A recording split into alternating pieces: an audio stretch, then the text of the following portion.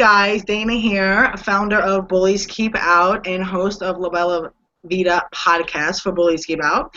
I am here today with Dave Boddy of Boddyguards United after several minutes of technical difficulties and then having to start all over. I'm doing something new, and obviously everybody who follows Bullies Keep Out is going to see that. You know, my normal podcasts are done just, voices, no faces. I'm doing something different where I'm going live, and Dave has the pleasure of being the first one with me doing this. So I'm going to try something new, and yeah, thumbs up from Dave. We're going to try to maybe incorporate this into Bullies Keep Out from now on and change it up a little bit to give people some visuals instead of just hearing my voice all the time, which you're still going to hear my voice regardless. So I want to welcome you, Dave, to the podcast, well, the live vlogcast, whatever you want to call it. No problem. Thanks for having me. And amidst of all the technical issues, you've done great. Thank you. I appreciate it. Hey, you know what? I like to incorporate humor into everything. This is just natural humor. So it's not scripted. That's the best kind. So, all right, so let's start out with, I want to ask you where your motivation behind what you do and how Boddyguards United came about. Tell me a little bit about that. Oh, of course. I'm a personal survivor of depression and suicide over 16 years. Also have permanent brain damage that affects my vision and my cognitive ability, and sometimes it can affect my emotional stability. With that being said, I suffered my concussion, my 15th one, that's correct, my 15th severe concussion. I suffered it in March of 2011. I started an online blog service via Facebook, just sharing my story about bullying, which I went through for over 12 years of my educational career, I guess you can say. It was intense. I was held down in grade 6 and had razor blades thrown at me. I had rocks. I was kicked. I was spat on. I was pushed, shoved.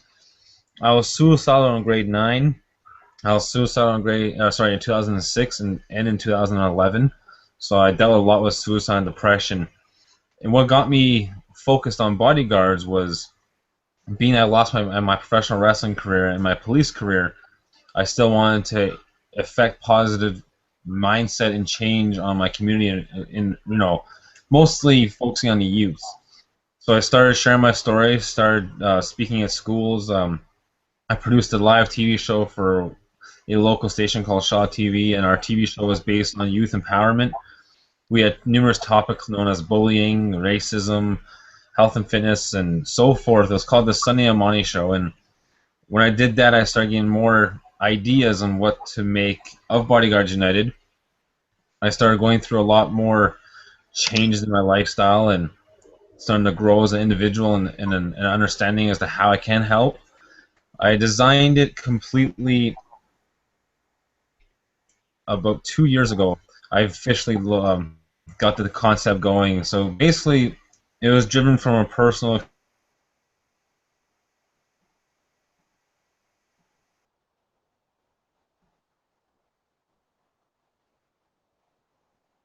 people who were going through the same situation, and I just mainly drove the concept to be, through unity, protection, and inspiration, which is the 3 creeds that we follow bodyguards. And so far, it's been going very, very well. Keep me very busy.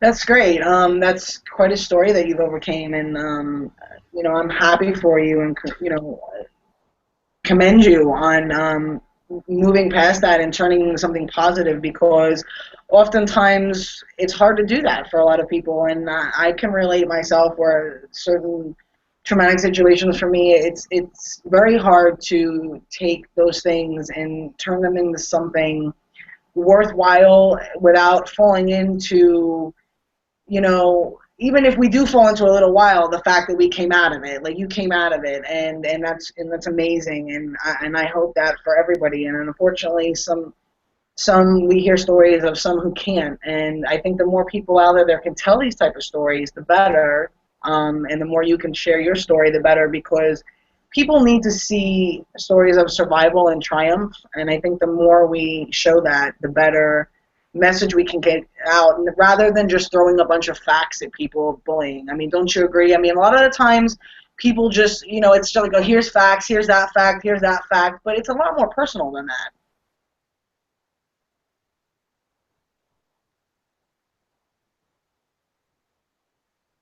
Oh, most definitely. I always found that if you share just factual information and statistics and numbers, people lose train of thought very quickly.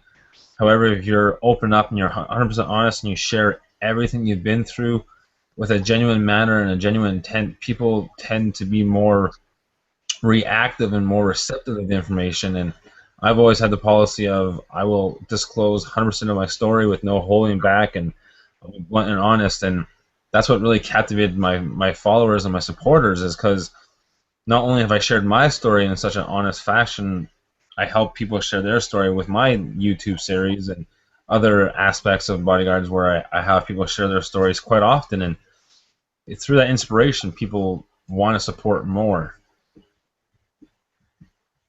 Yeah, it's true. And I know that we were just, when we were doing my interview, we were talking about collaboration, and I know that you're big on that. You're not so much in the who's better, the competitive field, and I know that you actually help to support other people, and you know, to help you grow, you use supporting other people as well, right?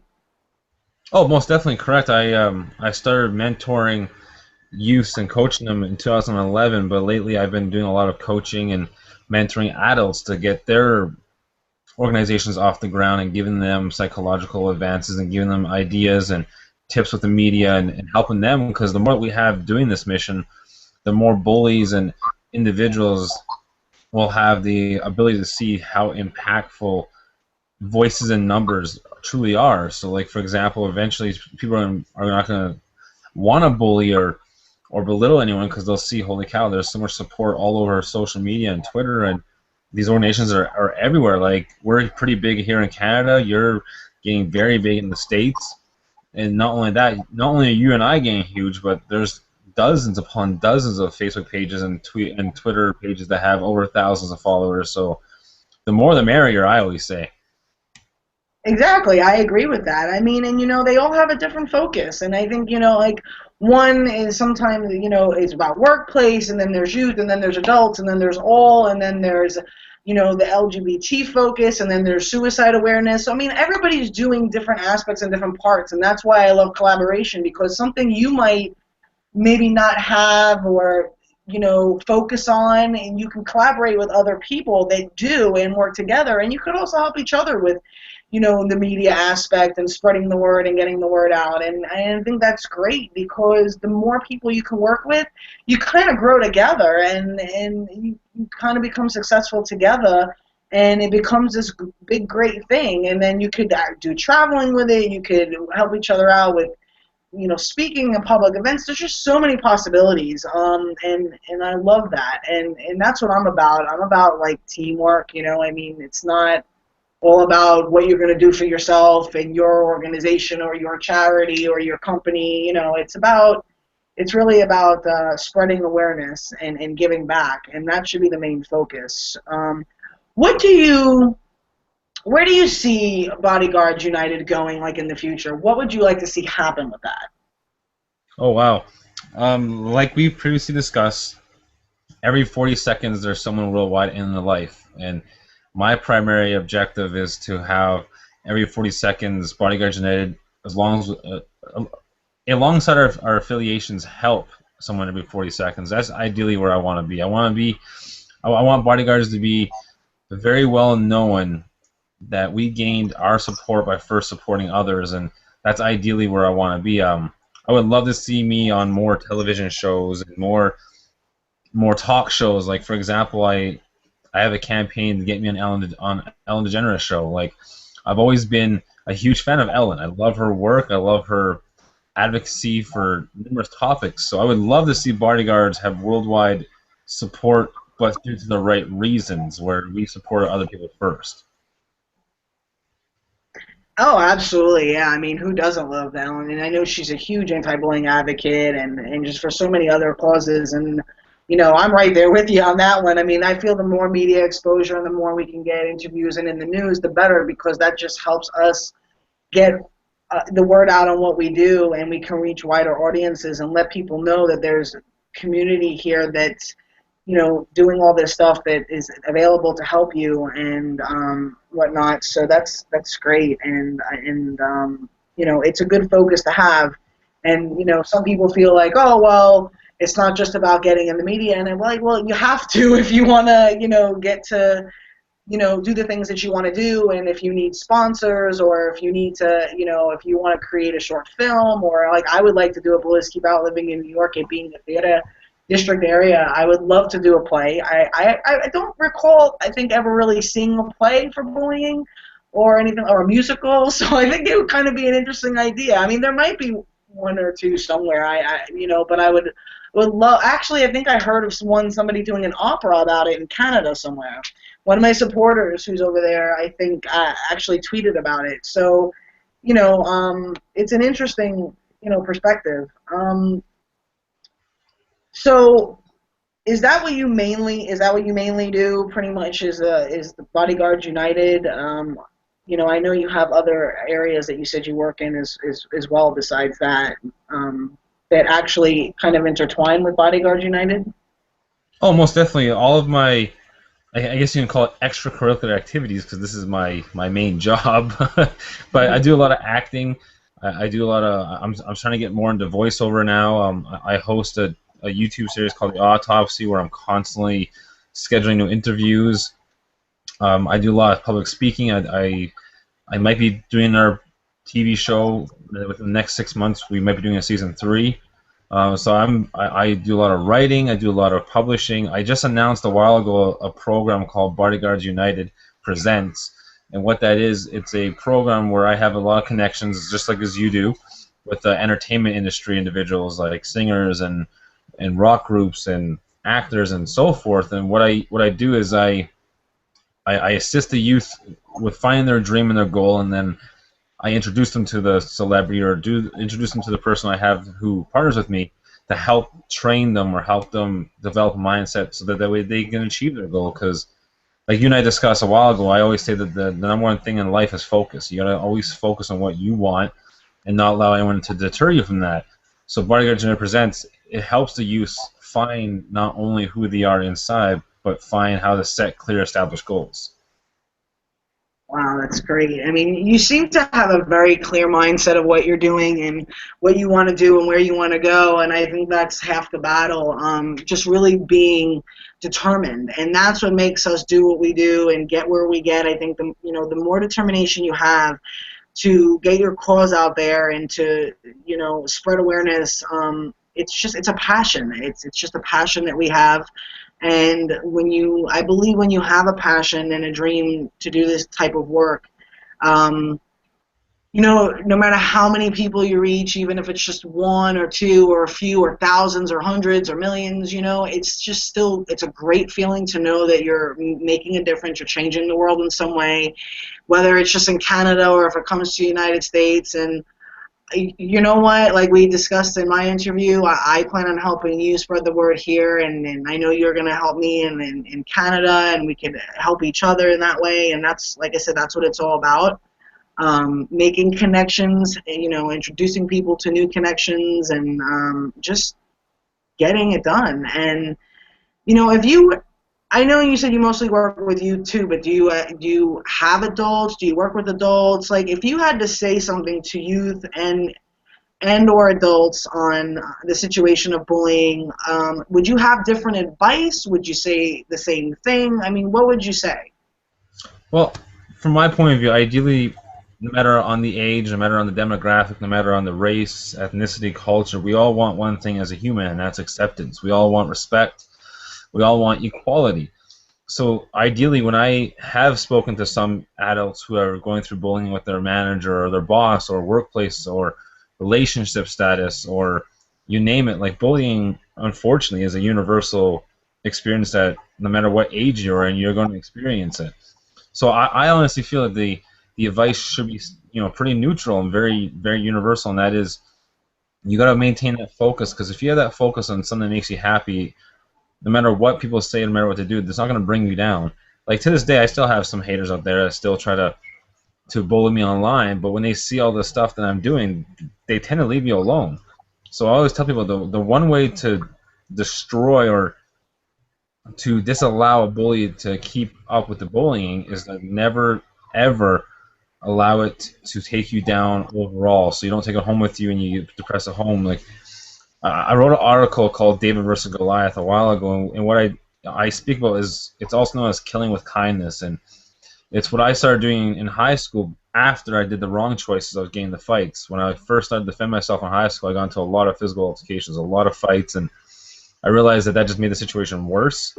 So I started doing psychological advances known as killing with kindness, where when someone would make a nasty comment, I just say thank you so much and have a good day. And some people are confused by that. They're like, I don't understand how you saying thank you to someone who's bullying you affects them. I was like, the reason why it affects them is you're not giving them a reaction that they want. You're giving them a reaction that's the opposite of what they're striving for. And when I became a bully in grade 7, yes, that is correct. I'll admit I was a bully in grade 7. I transferred over to the other side as a way to try to ignore me being bullied and as a way to try to get my self-esteem back up. And when I realized that when the kids started standing up against me and started saying, you know what, Dave, leave me alone, it's not going to affect me anymore, it made me realize that I was actually being extremely ignorant and, most importantly, hypocritical. And I always tell the kids that when people are making fun of you, if you keep giving them the reaction they want, they're just going to keep coming back for more. So you have to stay strong. You have to understand that words really have no meaning unless you as a person accept them and give them that power. For example, I was always called worthless. I was always called fat. However, come grade 10, I started playing football and started doing a lot of extra, curricular activities and losing weight and gaining the shape. All of a sudden, now I was just called worthless. So I realized that the more positive that you bring to your life, the more it eliminates the negative. So I went from being called fat and worthless to just be called worthless because I lost a lot of weight, and I started to actually take care of myself. Then I started to take more care of myself in the sense of standing up for myself and proving people that, you know what, the words that you say to me mean nothing to me no more because I'm going to use it as fuel to prove you wrong. And that's when I teach kids about personal empowerment. Like, you can find inspiration throughout the world anywhere nowadays with music, media, video games even, professional wrestling, sports. However, if you don't have that internal motivation, you're not going to be able to make use of it. It comes hand in hand. You got to find that internal motivation to use the external inspiration. And it sounds complicated, but yeah, it's a work in progress. That's why usually when I coach youth, it's not a one-time phone call or a one-time sit-down session. I've been coaching the same 4 youth now for about 8 months, and I'm happy to say that they're all doing very well, not only for themselves individually, but they're starting anti-gang and anti-bullying groups in their schools to help fight the power and the fight against it. And so universally, it's the same for youth and adult, where you got to stay true to yourself. That's the only way that you can ever beat a bully. Because as soon as you start trying to be who they want you to be, you're just going to go down a further bad path because you're not being true to yourself. So you have to always be true to you. And just a side note here, the reason why I use the name Boddyguards United is it's a slogan of Boddyguards United, where you're always inspired to be you. And I always use the acronym Be You. So that's an inspiration behind the name there. I like that. I find that interesting because it's something that I actually always say too. Just do you, girl, do you, like, be authentic, and it's about, being honest. You have to be honest with yourself before you can be honest with anybody else. And when you have your own struggles and your own demons, you have to deal with that because, for us to help other people, we have to be healthy too. We don't have to be perfect. I mean, we're going to have problems. Everybody does, but, you can't be like a hot mess, and help other people until you actually deal with your own things. And sometimes in helping others, as we've discussed, the healing or recovery process, it works both ways. It works for you and as it works for them. And, when you talk and when I hear, when I'm talking and in my interview we just finished, we have a lot in common and we think the same way, and I like that. I love working with like-minded people and connecting with like-minded people that have kind of like the same focus. And it's true. I mean, words are powerful and they're hurtful. I mean, they're almost more powerful sometimes than physically, hurting someone, in my opinion, because your mental the mental aspect of it is like can just throw you into a complete whirlwind, and that can just like you get a bruise, you get punched, you get hurt, okay, you're sore, and it kind of goes away. And that could be with you mentally too, don't get me wrong, but like the mental abuse and bullying and like just gnawing at someone is extremely intense and almost like a brainwashing thing. And you know I don't think really people realize how powerful words can be, but they could also be powerful in a positive way, like you said. And I'm all for, empowerment, and I would give the same advice. And I think people think that like, oh, would it be different for youth? Would it be different for adults? And when people ask me that question, I kind of answer it generally as well, because maybe a little aspect of it would be different, but honestly, as a whole, it's all the same for everybody. I mean, with youth, it's a little bit different in my opinion, because it's a little bit harder to just get like, an adult can sometimes process things differently or step out of that box and say, I don't really care what you say. Like as you got older and you did what you did, but when you were younger, it was harder for you. So I think Oh, it's a bit harder for them, in that capacity, to where you have to give a little bit more. Like you said, you've been coaching them for a while. When I coach people, I have some people that I'm still coaching probably almost a year, because it's a process. We all still need support systems. We all need somebody to talk to. We might be okay for a month. I might not hear from them for a month, but then all of a sudden I'm talking to them every day for a month, or 2 months, and then I don't hear from them again for another month. So it's all a process. And I know we could, go on and on and on and talk forever. And this is why I will do a second segment, because there will be much more that we will talk about in another episode of La Bella Vita. But for right now, why don't we end this by you sharing where everybody can find you and Bodyguards United on social media?